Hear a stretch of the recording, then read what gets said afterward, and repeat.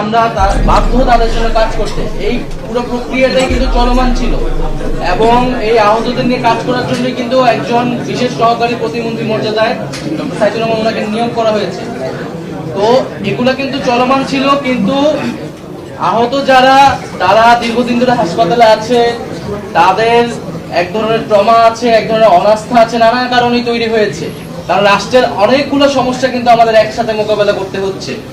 তো আমরা তাদেরকে বারবার এগিয়ে নিশ্চিত করছি যে তাদের জায়গাটা অবশ্যই আমাদের প্রায়োরিটি।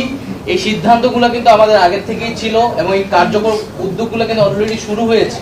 শুরু হওয়ার প্রথম ধাপ হিসেবে কিন্তু এই বিশেষ সহকারী নিয়োগ প্রদান, সেটি কিন্তু এই দাবি বা আন্দোলন এগুলোর আগেই কিন্তু হয়েছে।